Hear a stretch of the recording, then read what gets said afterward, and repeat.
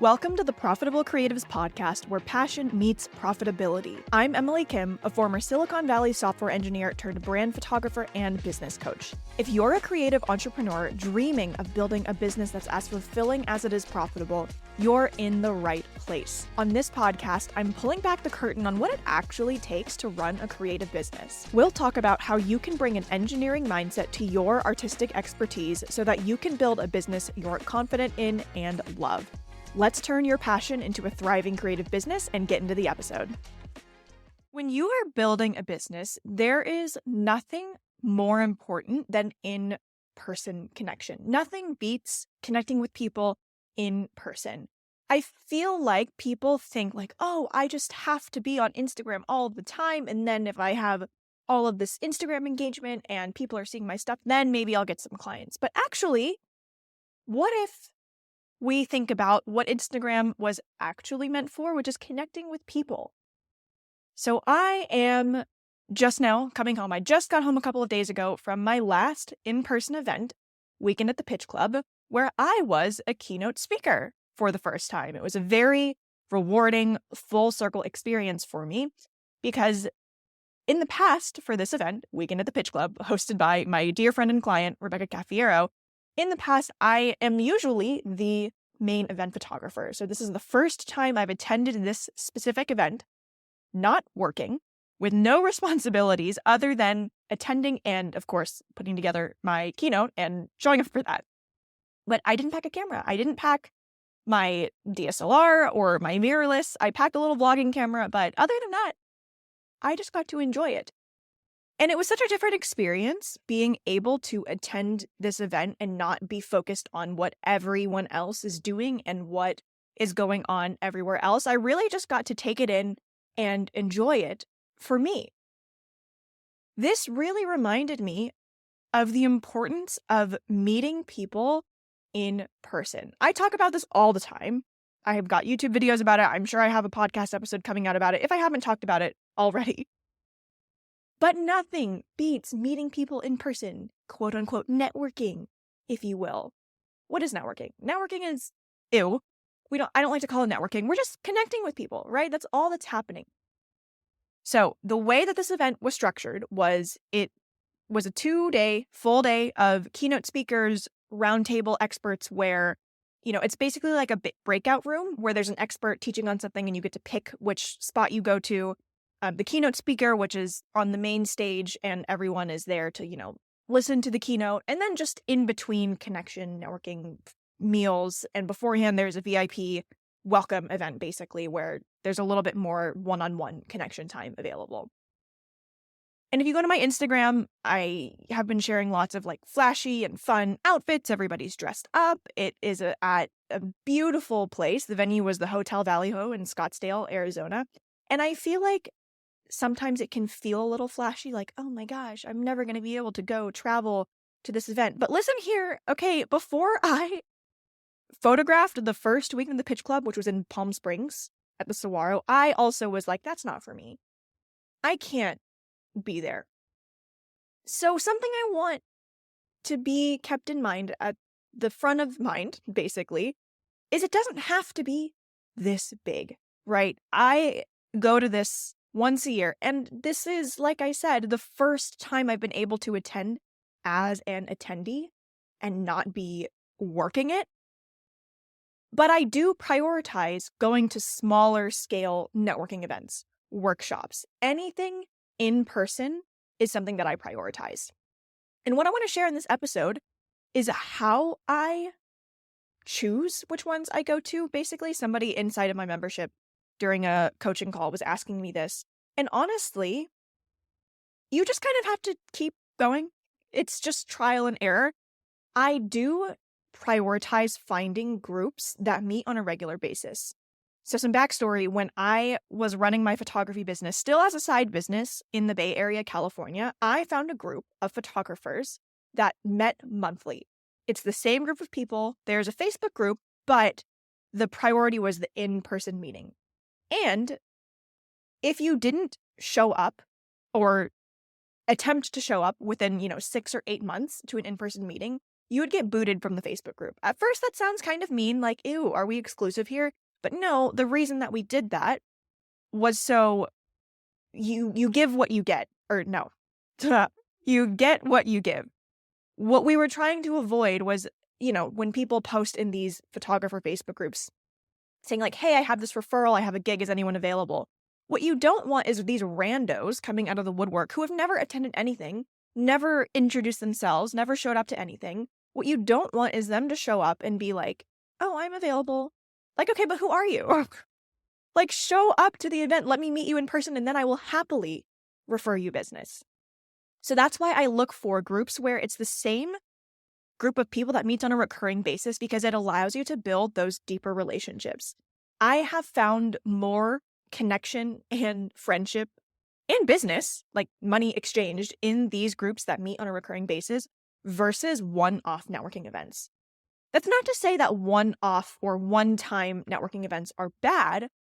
I just statistically have had a not as good track record with those because there's no recurring, right? Everybody is there to just show up and everyone is trying to, everybody, but a lot of people are there just trying to get business. Like, I've had some really weird, icky experiences, but that's why when I'm looking for these networking events, I'm looking for a group of recurring people. Now, when we're looking at larger events, something like Weekend at the Pitch Club, where it's a conference or a retreat style, what I am looking for is the values and community that the host puts together. So like I said, Weekend at the Pitch Club is put on by my dear friend and client, Rebecca Caffiero.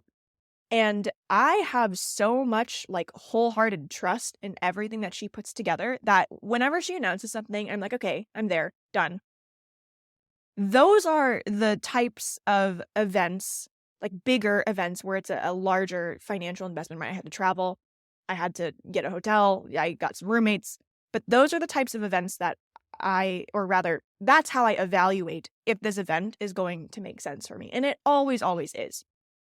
I have a handful of other conferences that I am looking at attending, and it's a little bit scarier because I've only really attended business conferences like this for my business on my entrepreneurial journey of people where I know the hosts, I know who is putting it on. But this year, for the first time, I'm going to a conference where I don't know the host, but I do know speakers who have spoken there previously. So I'm always just like keeping feelers out for people in my community where I'm like, oh, okay, this person's going to this event. Well, I trust their judgment. So let me either ask them about it, or if I see them going multiple times or multiple years in a row, then it's probably a safe bet for me, right? If I trust this person.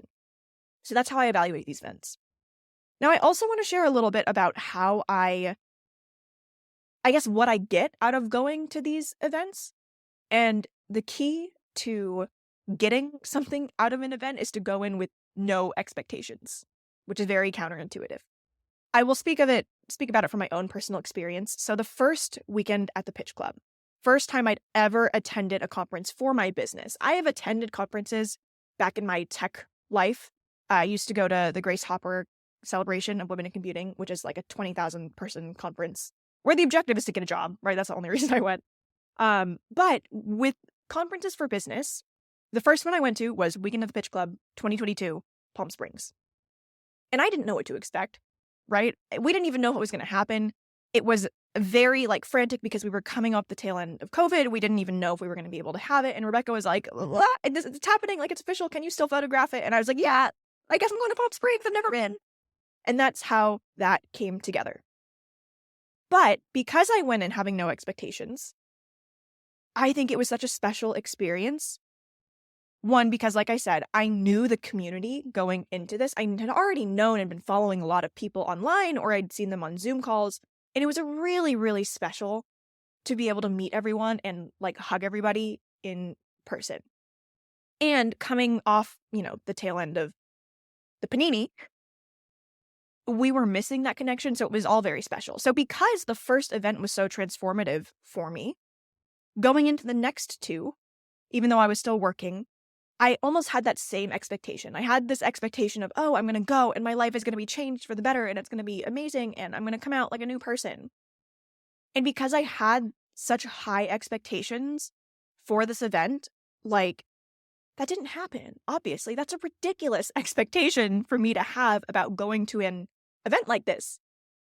So for this time, 2024 Weekend of Pitch Club in Scottsdale, I also didn't really know what to expect because I'm not working it. I was like, I don't know what it's like to attend this particular event without being responsible for photographing everyone. So I again went in with no expectations, and what I got out of it was such an amazing experience. I don't even know if I fully processed it yet. On one hand, I really enjoyed being a keynote speaker. That was the first time I've ever done this. I've done a lot of public speaking and, I do a lot of this podcasting, YouTube, recording video, but I've never spoken in front of that large of an audience before. And it was really, really fulfilling. But also just to like be part of it and not have to work it. I keep saying that. I don't know how else to describe this, but I went in with no expectations and I left having made so many amazing connections, friends, hopefully people that I am going to connect with. I sent out my scheduling link for people to book, virtual coffee chats with me, 30, 45-minute calls. And my calendar is so full, and I have also booked with so many people. So I'm really, really excited about that, because when you go to an event that's only 2.5 days long, that is not nearly enough time to get to know everyone. There was 120, 130 people that went to this event, and I like to know everyone. Before, as the photographer, I kind of got to know everybody's names because I'm creeping around, taking pictures. A lot of people signed up to get one-on-one headshots, so I get to know them through that way. But this time, I didn't get to do that. So I feel a little, I don't know, different about that. But anyway, I'm excited to be able to connect with people after the fact. So that's another takeaway. Moving forward, like I said, I definitely want to attend more events like this. It's just a matter of budgeting and, I definitely want to apply to be a speaker at more of these events, but it's also a timing thing, right? And it takes a toll on my energy. I don't know if I mentioned this already. I took a red eye leaving Scottsdale. I left at 11 p.m., arrived in Boston at 6:30 in the morning, and I slept for the following 18 hours. So I know my own limits, and I can't go to these all the time, right? Maybe once a quarter, maybe if I'm traveling local a little bit more often, but I have to prioritize, how I pick what I'm going to go to. And that's this is the framework in which I am making those decisions. So, like I said, I don't want this to feel like that seems so inaccessible for me, because I thought the same thing for a really long time. But now going to this event, even photographing it the first time, opened that door of possibility for me. And if you live within driving distance of, a major city, there are a lot of events that happen. Maybe not as big, maybe they're bigger, maybe they're smaller, but definitely keep an eye out in places like Eventbrite, or even going on Instagram and searching, Boston entrepreneur conference or business conference or something. I've seen lots and lots of stuff pop up in Boston that I didn't even know about, and now I have to put it on my calendar for the following year. But start local, because I promise there's something there. And if not, maybe that's a sign for you to start it yourself. It doesn't have to be a big thing. It can just be a free get-together at a coffee shop where you get together with like-minded business owners, maybe in the same industry as you. Like I said, I started with a group of photographers that met monthly, and I love, love, love having a group of people in the same industry, because you deeply understand the same issues that you're facing and goals that you have. But we can start small and then go bigger, right? Even what's today? Today's a Tuesday. Tomorrow, I'm going to meet with a monthly group that I found here in Boston. Not all photographers, but all solo entrepreneurs-ish. And we're all, at varying stages in our business, but I know them because we meet monthly. And it's not the same people that show up monthly, but I've built friendships and connections with people. And as a result, I've gotten business from it. So I think the moral of the story is, when you are attending an event like this, always prioritize connection. I am never attending an event thinking like, oh, how many clients can I get from that? Because if you come at it with that energy, people are going to be able to pick up on it. People don't like that. But if you attend with no expectations, my goal is always like, if I can make, one solid connection, one friend out of this that I know I will keep in touch with, then I will consider it a success. But sometimes that doesn't happen.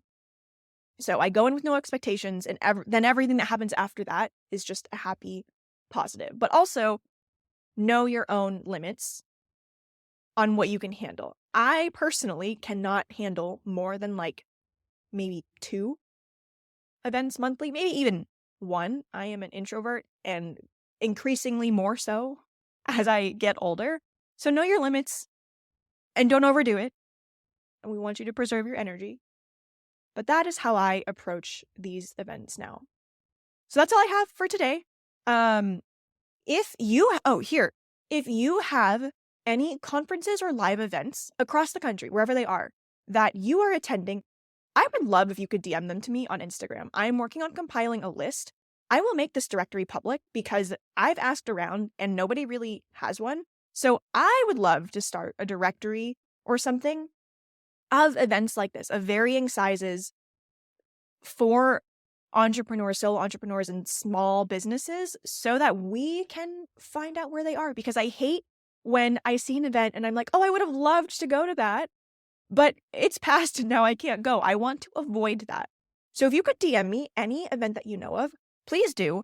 I will attempt to put together a directory, maybe like in Notion or Airtable or something like that, and I'll share it. I'll put it, I don't know, here or on Instagram or on my email list. If you're listening to this, you were probably in one of those places. But let me know. That is what I would love from you. So thank you so much. And if you have any questions about what it's like to attend an event, maybe you're going to one and it's your first time and you're like, I don't really know what to expect. I have now been to quite a handful, so I'm happy to just chat about what that looks like. All right, that is everything that I have for you this week, and I will talk to you soon. See you in the next episode.